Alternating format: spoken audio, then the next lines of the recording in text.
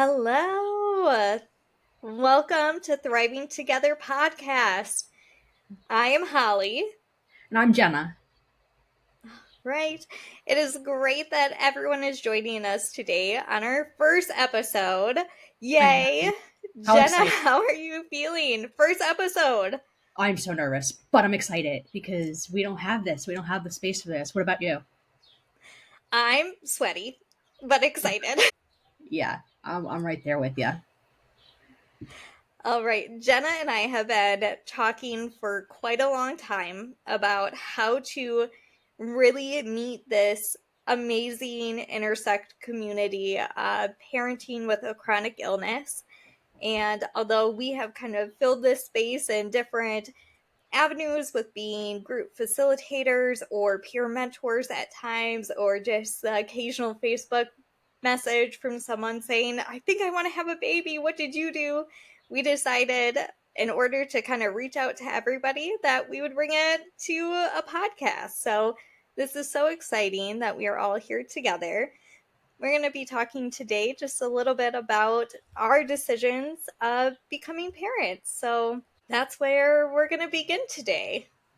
Yeah, this is one of my favorite topics to talk about, I think, because there's so many different avenues to become parents, and people often forget that. So I'm really excited to talk about it. Did you want to go ahead and share your story? Yeah. I'm going to just go ahead and start a little bit and we'll have Jenna pop in as well too. Oh, Um I currently have a 2-year-old daughter who I was fortunate to be able to carry full term, and we made the kind of process of deciding to become parents probably about honestly about 4 years ago. Me and my partner started to talk about what that would kind of look like for us, if it was possible. And I gotta be honest, Jenna, like when I was starting this, I used to kind of like, I honestly, like, I'll call myself out. Like, I thought very almost like highly of my ability to have processed my illness. I was like, oh, I did that work. I'm good. I fully accepted that I have arthritis. It is a part of me. It is not my whole story. And I thought I was good. I like knew what treatment I was on. I was like, I could ride this out. This is all good. And while parenting just brings you all back, and I was very unprepared for the influence my illness had on the parenting journey. absolutely. And that was one thing, I did not give birth to my child. My son is adopted. And um, I didn't have to go through that whole medication change and what does it look postpartum. But man, does it's so scary because you don't want to leave a negative impact. Like when I think I have a duty to the community to present myself in a certain way to my son. I'm like, okay, look what I'm able to do. Look what people with disabilities can do, or a chronic condition. And he gets to see those harder days sometimes. And hey, mommy can't pick you up today, but hey, let me come sit on the ground with you instead. I'm making sure that he's still getting what he needs, but it's definitely a different way. I think with you, like, I thought I had my arthritis under control. I was like, yeah, this is it. Like, I'm an advocate. I'm a rock star. Like, this isn't me. This is just part of me. And when you sit down and you have those conversations with your doctors and like learning that it's more than just you now, is just it's so interesting. Like, uh, when you had those conversations with your doctor, did you feel like, okay, now I really need to be diligent on my medicine because this can impact my child? Yeah, absolutely. One of the first conversations, and I will, recognize that I was very privileged that I had a rheumatologist that was so supportive. I sat down with her and I said, I think I want to have a kid. I think I want to give at least one a try. And she said, hell yeah, let's do it. And I was very shocked. I, at the time, had been doing a weekly biological. injection, and we decided to switch from that to an infusion that was every 6 weeks, that was safe to use throughout pregnancy, throughout postpartum, even safe ish with their like research that they have right now for breastfeeding as well. So I was fortunate enough to take that route, and I think I honestly got my positive pregnancy test the night before my first infusion. And I remember I was all hooked up, ready to go, sitting in the seat, and all of a sudden I go, shit, I am pregnant. I forgot to tell them. Like I know it's safe, but maybe they need that information. So I had to like hit the Right. call light. And so you're like in the infusion department. So everybody's like rushing in, and I was like, Yeah. I just wanted to just like say, like, my doctors know, but like I am pregnant, like very fresh. And they were like, congrats. I hadn't even had a chance to tell my partner yet, but the Department of Infusion knew before he did. But I feel like that tracks. Like that tracks with the health community. Like they know so much like unintentionally they know, but it's just so funny that they knew before your partner did. Like when you were switching to that medication and you were now knew you were freshly pregnant, and like did you have those fears like, okay, will this cause any issues? Yeah. I think at that point I had a really good trust with my rheumatologist that I felt comfortable with the decision to stay on medication. Mhm. I definitely was fed throughout my like young adulthood, adolescence, Yeah. this kind of myth that when you get pregnant, you can't take any medications, and your best hope is that you are going to get this like magical remission that they kind of like hang at us like a carrot of, oh, if you Yes. get pregnant, arthritis might go away. And I partially believed that. I was like, hmm, you know what? Karma's going to come back to me, and I'm going to have this beautiful like pregnancy. I'm going to be like, wow, look at me getting on and off the floor. And spoiler alert, Jenna, that is not how my pregnancy went. I did not find this magical remission. I definitely suffered, but I knew that in order to honestly just be a functional human, medication had to be a part of it. So that was a conversation that me and my partner started to have right away. First, we kind of went around with the idea of like, do we want kids? And for us, it felt like something was missing. We both originally had thought that we didn't want children. Yeah. And as we thought about it more, I have a partner who was so, so supportive and, was willing to not only be like a 50-50 partner, but to, on those days when I needed it, to be a 90-10 partner where I only had 10%, he would match the rest for me. And that really kind of convinced me of like, okay, I think maybe we can try it. We got pregnant within about 3 months, which was pretty quick. And then it was just kind of started. There was definitely a lot of anxiety throughout my pregnancy because there were those thoughts of, how am I going to do this when the baby is here? In those days where I didn't have that magical remission, where I still was feeling sore, and then I was exhausted because there's an entire human inside of you. Right. And those days were kind of rough, but we kind of pushed through. We had decided, yes, medication would be a part of our journey. I also had to make some of those decisions very early on. About the type of birth I was going to have. That was something I was a bit unprepared for. We did a appointment when I was about 8 weeks pregnant.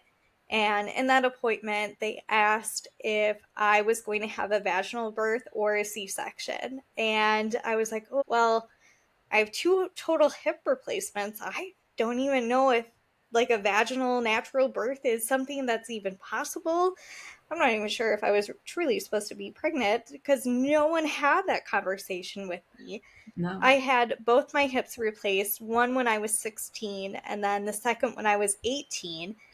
And the orthopedic at the time was not thinking about, hey, when this girl is 26 or, in her 30s that wants to have a baby, I should give her some information. It was Right. just like, have fun finishing high school. And Mhm. I didn't know who I could ask these questions to. So in that 8-week appointment, I decided that yes, I was going to have a C-section, and no one actually followed up with me until I think it was like the week that we were supposed to be scheduled for a C-section, and an OB was like, "Well, do you have a plan B in case like we don't get you into the OR in time?" And I was like, "No, No. there is no plan B." You're like, that's not an option, okay? It's not an option. So you better Not figure it out. prepared. Yeah, that's so interesting because like when my partner and I were considering pregnancy and going through that, and like we sat down with my rheumatologist and she was on board, and we sat down with my OBGYN, and we talked through those things. I was like, listen, there's no way this baby's coming out vaginally. Like that's not happening. I can't. That position's not going to work. and and then we laughed, and he said, yeah, it's fine. We'll do a C-section, no problem. And there's you always hear about all this like there's all this talk about women who have C-sections and things like that. And I'm like, please, please do it. I don't, this isn't, I'm not going to put myself in a situation where I could potentially not be able to have kids further down the line because I pushed it too far, quite literally. But, Absolutely.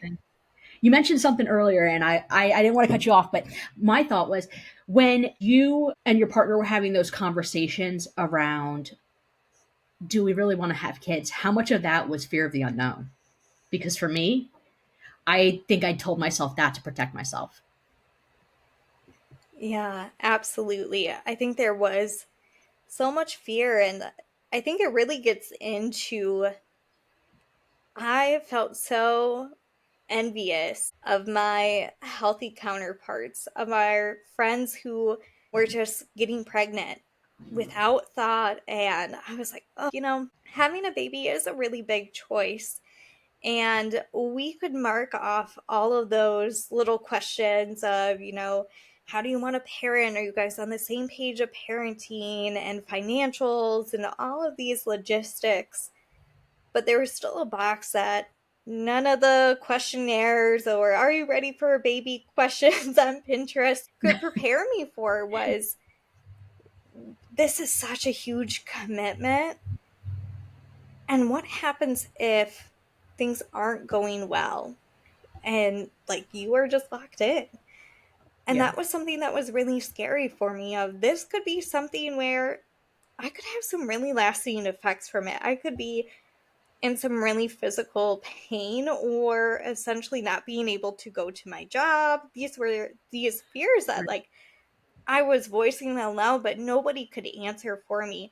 What if I can't go to my job because my arthritis is flaring so bad and not well controlled by the medication that I only can take because these other pain options are no longer available to me while I'm pregnant? Or what happens when I have the baby and I'm having some of these like bad days? I had this intrusive, anxious thought of just like, Right. what if your elbow spasm up and you drop the baby? I like had to pull myself back of like, oh wow, like this is really affecting me, and like my anxiety was just really out of control, and I had to do some of that work to get myself in a stable spot there. But I think this really just speaks to the amount of mental load it comes to having a chronic illness and intentionally becoming a parent.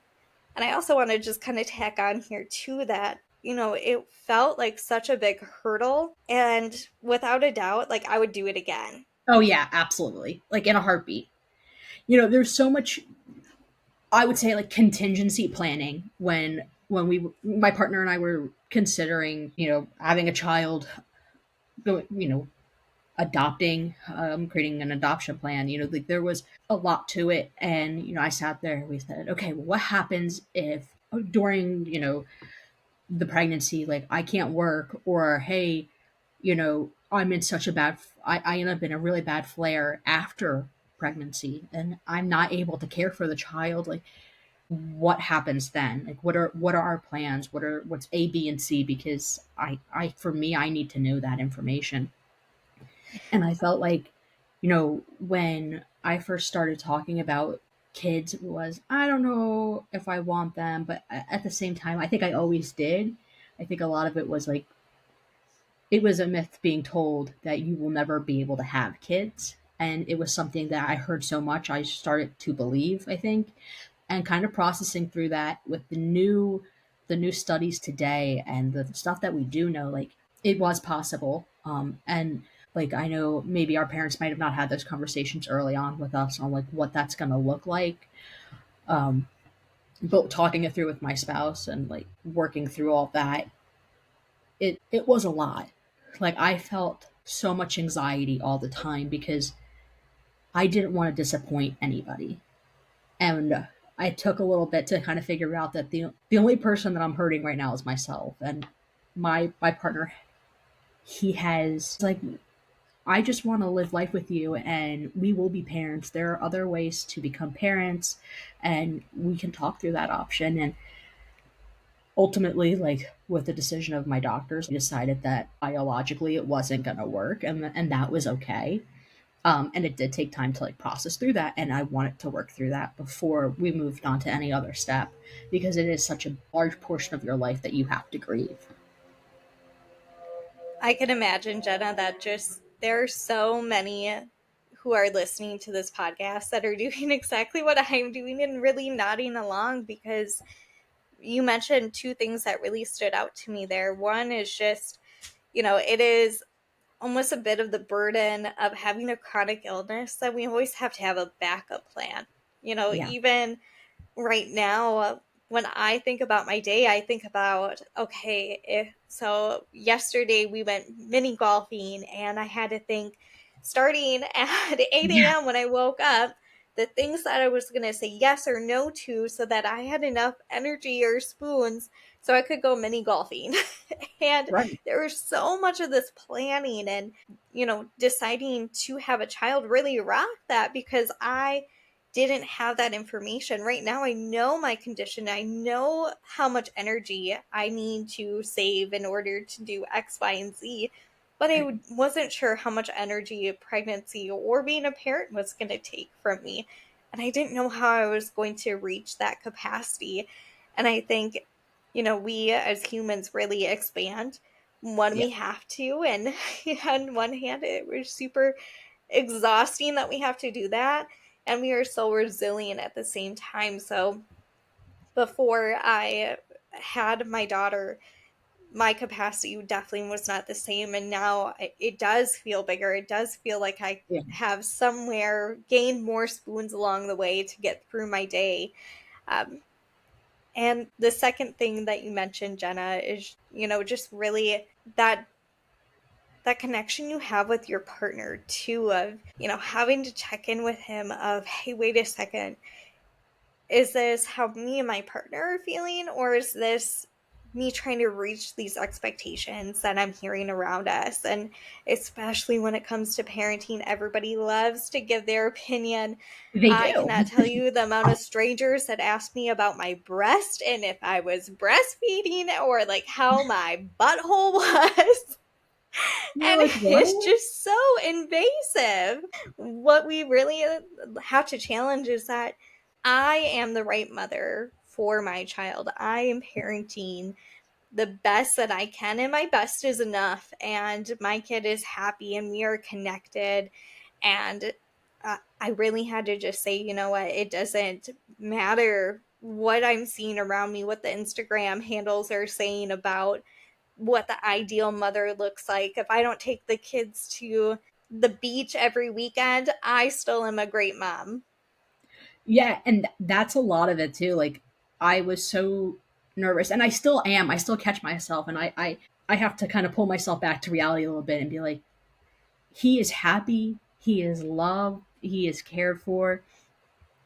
And I feel like I never want him to miss out on an experience because I don't feel well. And at the end of the day, like that's also teaching him so many great qualities. Like patience and understanding, empathy. Like, I, our kids are going to be the most empathetic people, you know. And I think that's just such a positive. I have to share a story from after mini golfing yesterday, Jenna. Yeah. I had this moment where I looked at my partner and I said, "Do you think our kid is going to be embarrassed of me someday?"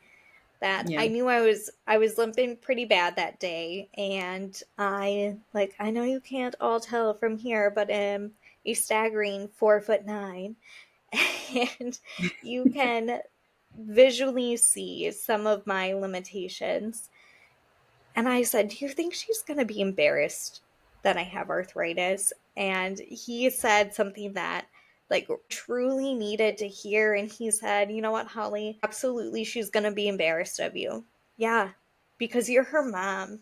And all kids are on some level embarrassed by their mom, but she's going to be embarrassed because of something to do with your personality or the way you parent her, not because of your arthritis. That's not something she's going to feel embarrassed about. I And wow, love I that. needed to hear that. I that was awesome to hear because I think that's so true. Sometimes we kind of I feel like when I think about parenting and parenting with a chronic illness, I think of them separate. And sometimes I need to kind of put them together a little bit. Like, it's not just special because I'm parenting with a chronic illness and it's this way. I'm like, I was always worried, like, when I have to use my cane, like, I was like, oh, I'm not using it because, like, I don't want to embarrass my child. And then my husband looked at me, he's like, are you like that's no you're gonna use what you need to use, and he's just gonna think that's normal, that people use the tools they need when they need help. And I was like, you're right, such a good point. I don't know why. You go out when you're doing it at a young age, you get the looks, you get the stares, you get the comments, and it's like, what if somebody says something in front of my child? Like, I just want to protect him from all these different things, when in reality it's like that's just a teaching moment. Like, okay, that person's just being ignorant. Like, that's not how we act or how we treat others.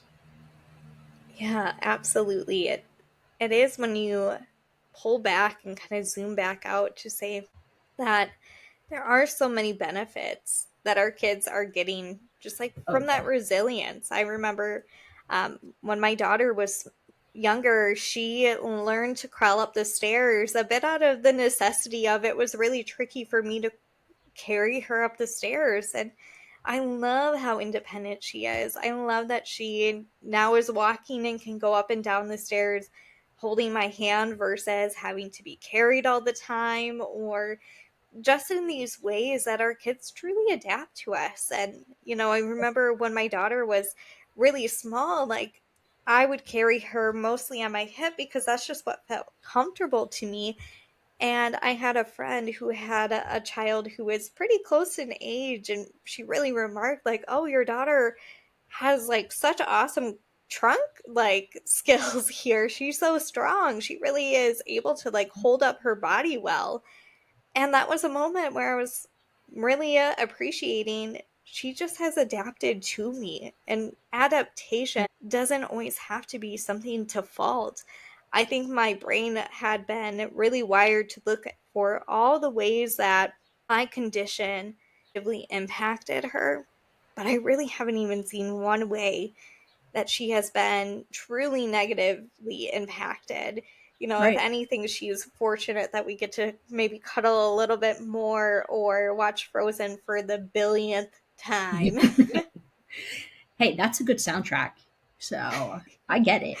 Yeah, it's just there are so many pauses, and I often have to remind myself and sit back and think about it, because of course I get in my feels when like one small inconvenience happens to him, and it's like, oh, like, I got my husband was out, and it was not too long after infusion, and I got sick, and I threw up, and my child was sitting there, and he started crying because he didn't know what it was, but like, he didn't understand. But that's not negatively impacting him. Like, he was okay. He was fine. he eventually went back to playing, and he was like, okay, well, whatever's going on's going on. And like, I got into my feels. I was like, I am such an awful parent. How could I let this happen? If I didn't have arthritis, this wouldn't have happened. And I had to really sit back and be like, okay, but look at all the things that he has because of it. Like, and I also think back to just recently, we were on a call together with a friend, and their child came on, and their child said, they asked their child, what do you think about mommy having arthritis? And the child responded, um, that they think it's cool. And they think it's like a superhero, superpower. And it's like the perspective of a child versus our perspective. It's so different. And like, that's all that child knows. And look at the positive impact and the mindset that that child has about it. I can't help but be reminded, Jenna, of just really this is one of those reasons why you and I decided to start this podcast, because all of these things just, it brings a smile to my face and like brings so much hope about being a parent with chronic illness, and just that comparison to so much anxiety and unknown when you are considering if parenting can be a part of your journey. And I wish somebody would have told me these things. I wish somebody would have said, here's some of the positives that can happen when you have a chronic Yes. illness and you're a parent, rather than, I think, really, I was fortunate to be connected to a camp for juvenile arthritis. And I think all that got preached to us, which just don't have a baby when you're on methotrexate. Yeah. And there was just so much fear, and there was so much unknown. And even seeing the different rheumatologists, I had some that would approach it with such like rigidity, where it didn't feel like it was something that I really should be doing. They made me feel as if I was pushing against some medical advice, but no one actually said to me that I couldn't. It was just kind of implied, and might be kind of trickier for you. And you know what? Like, every day is tricky. My Yeah. entire existence is kind of tricky. But I am so fortunate that I am a parent right now. And I think that reflecting on so many of these positives, and regardless of whether someone chooses to become a parent, or maybe you're just on the place of your journey of that in between spot of, do I just say I don't want kids because that's what all of the rheumatologists have kind of implied, or am I just holding myself back from even thinking about this because we're so filled with those fears and anxiety?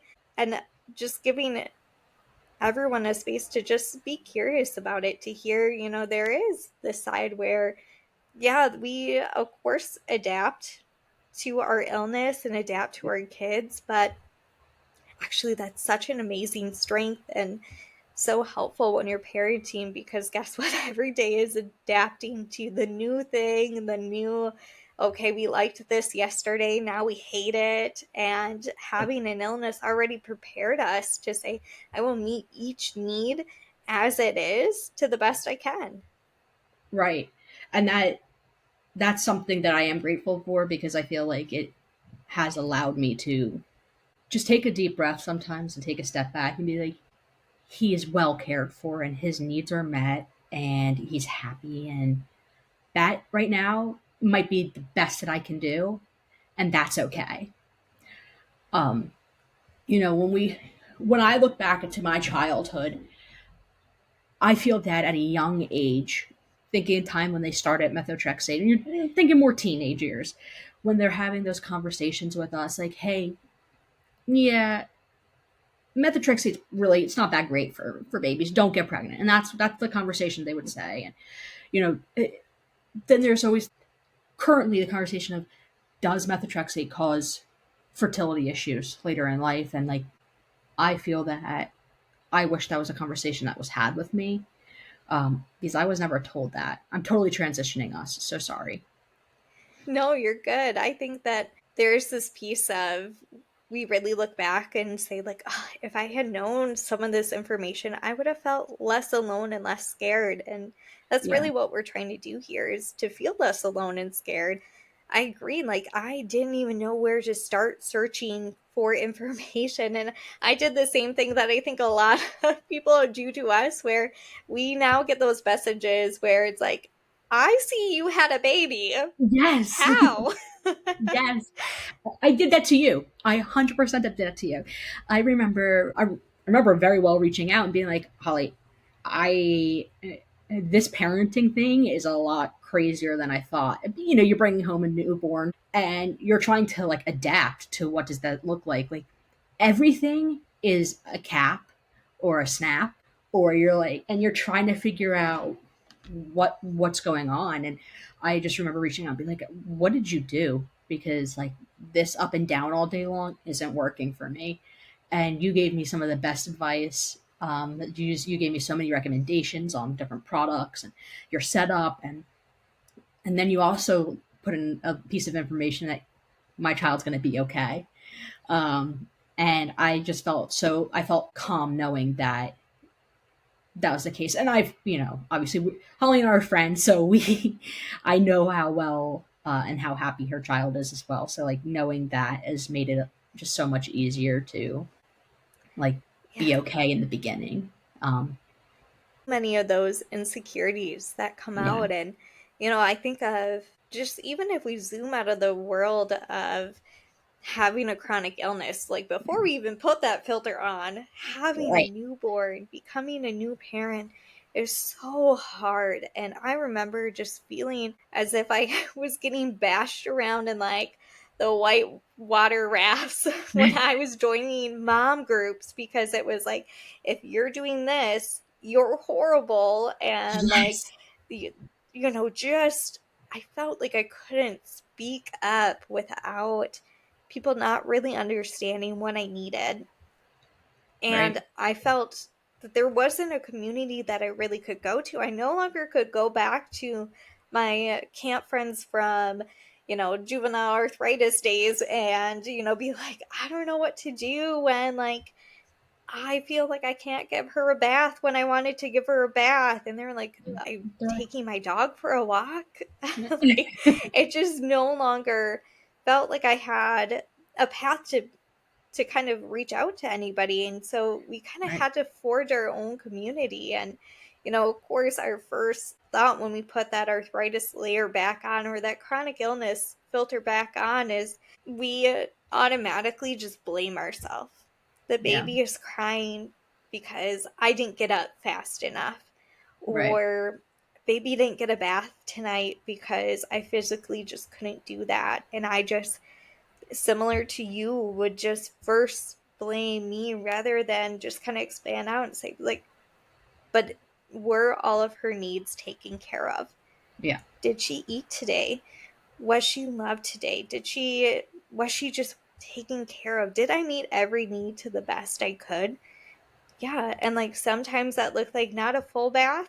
It looked like just kind of washing up what needed to be washed up. And that still was meeting the need that she had.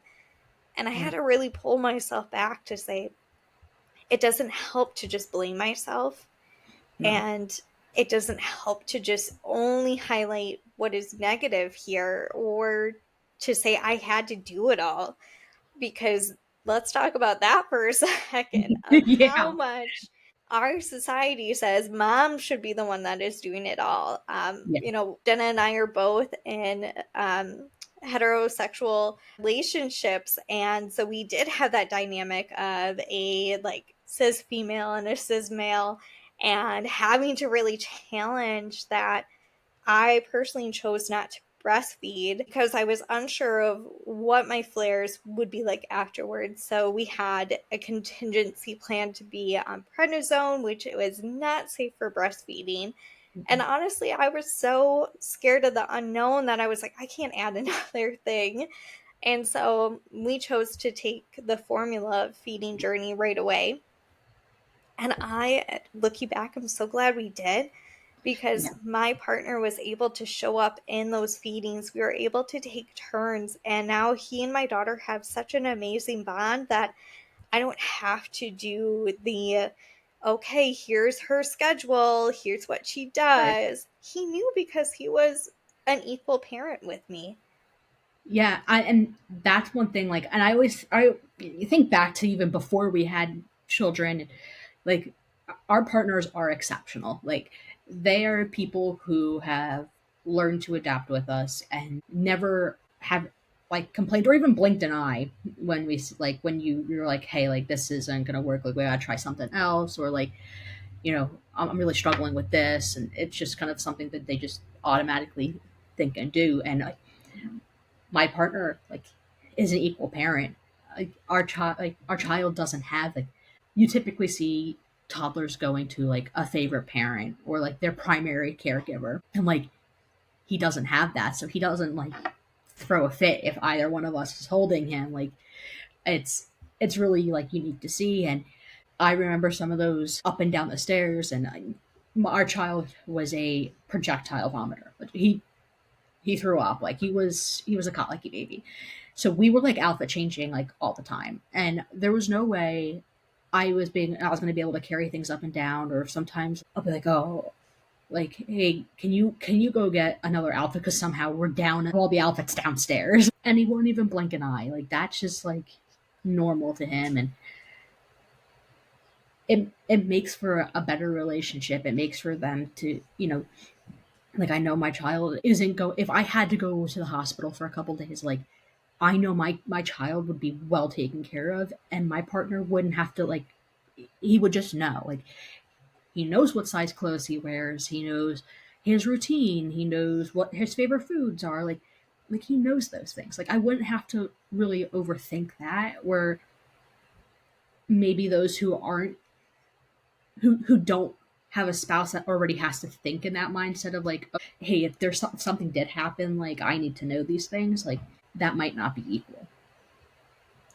Yeah, and I think both you and I really had some of those talks with our partners Yeah. before we became parents. And I'm gonna again kind of spin it of arthritis already was having us have those conversations, before even kids were on our table. I kind of had that talk with him of, you know what, there's days where I like I'm going to really struggle. Like the mornings are really rough for me. You're going to Mhm. see me limp around, or I'm going to have to say no to things, and like this is what my ability looks like. Right. When we were first dating, I remember my first really bad flare, and I was staying the weekend with him, and I could not get off the couch. I was in so much pain. And I remember he Googled how to make a rice sock. And he came over with just like, thank God it was clean, but just one of his like socks filled with rice. And he was like, I made this for you. I hope it helps. Oh, And I that's was so like, sweet. oh, I am so fortunate that I have someone who does not like keep it for granted or kind of keep it against me when there's Right. moments where I can't do something. There's Right. no scorekeeping in it. And the only person Yeah. that is actually going to put that kind of label on of like, oh, he did this for you, or like, he's going to resent you if you don't do this. The only person that is doing it in the relationship is me. Same. Like, I'm I catch myself doing that. I'm like, but he doesn't care. So, like, why do I He care? doesn't care. It is a narrative that I have made up based on that insecurity of at times feeling that having my condition makes me a less than person. Yeah. And it doesn't. And I'm so fortunate, and Jenna, I know you're in this boat too, where there has not been a single time where our partners have ever made us feel that way. No. And it's If just an anything, like, we're inside thing that, better. yes, They build it's us a, up. they do, yeah. And it's the same with our kids. It is Yeah. not going to be something that either of our kids really think of. No. They're going to know it exists. They're going to understand what that means for their day to day life. Or sometimes mom can't do these things and sometimes she Right. can. And that's going to be okay. That's mental flexibility, which is great. Right. Like, these are skills that they're going to need to learn in their childhood and into young adulthood, and I think that it kind of gives them a leg up. And honestly, like, I know when I think about what the type of person I want my child to be is somebody who is inclusive, who's caring, who's thoughtful, and I think those are going to be the skills that he learns, like having a parent with a chronic illness. And I'm grateful that he gets to learn that. Like, if I have to have arthritis, like, I'm happy he gets to have something out of it. Like, does he get to use the my handicap placard with me sometimes? Yeah, and I bet he's gonna love that at amusement park days. And I'd be like, yeah, mom's got arthritis. Look at me, and we're gonna laugh about it in the car, and he's gonna love it. But like, I just think to those moments, like, what is he gonna take away? Like, am I really damaging him? Because I'm so scared of that, and like, I just coming to terms with him, like, I'm not, like, I'm doing him justice and giving him the childhood that he deserves. I'm not putting my illness on him. I'm not asking him to be a caregiver, because, like, I don't want him to feel any of those stressors. And he shouldn't, he's a child. And like, that's why I'm so happy we're gonna have this space, because, like, I just wish sometimes I got to hear that, like, it's okay, like, everything's gonna be okay. And like, we didn't have that, and we really have had each other for the past, like, year, 2 years, where we've been able to, like, talk parenting wise and like things like that. But there's not been that space. Yeah, there is so much power when we have a second narrative, right? That first narrative that says, I can't become a parent because I have this illness, or I'm going to be less than the parent that my kid deserves because I have this illness. And having that narrative, like, it just so pulls you back from those moments. Yeah, Every time that I have allowed that narrative to really control a moment, the only person that really feels so crummy is just it's just me. I yeah, feel crummy. I pull myself back from those moments, but when I am able to really live out this narrative of, like, I am the mom that my daughter needs, yeah. and I can still be a really good mom. I can just do the best in every moment based on my abilities in that moment, and really how hearing this narrative could be. That Right. I so wish that, yeah, we had that 2 years ago. I wish we had that 2 years ago. I wish we had that when we were considering, like, pregnancy and parenthood and what does that look like, because I feel like it would make such a difference in my thought process or some of the anxieties that I had. And like, well, let's me set the record for everybody. Like, this isn't just because we chit chat. Like, this was a lot of work, a lot of years in therapy. Like, this is we've worked through a lot of it. And like, shout out to my therapist. I love her. She's one of the reasons that I've learned to be okay with, like, the way that I parent and the way that I'm impacting my child. And like, I can't, like, emphasize that enough. Like, as somebody with a chronic illness, like, that has been such a great outlet for me to learn different tools and skills to help like, overcome some of those struggles. Yeah, there is so much healing when you There are able to is. say, I don't have to let this part of me have so much power. And I'll, like, full circle here, going back to, I thought that before I had kids or kid, that I had, like, done this work, that I had done those adolescent years of resenting my arthritis and not taking my medications and hiding pills and, you Yeah. know, doing all of the bargaining, and then finally got to a place where I just accepted, this is who I am. This is how I show up in spaces. And Yeah. I, for a while, felt really good. I could show up in my job, I could show up in my relationships, but there was a piece that felt so insecure, and it really jumped out when I got my first serious boyfriend. And I remember we were out to dinner and it was just, like, fun. And he was talking about my arthritis came up and said something like, well, you'll get rid of that before you have kids, though, right? Yeah. And I was like, Oh, oh, no. no, that window is like closed. I will have this forever. And I saw in that moment, and I completely recognize this is part of that narrative that I was telling myself, but I was like, I would be a burden. Yeah. I would be a burden to this human if we were to have a kid together. That would be too much. That would be two things to care for.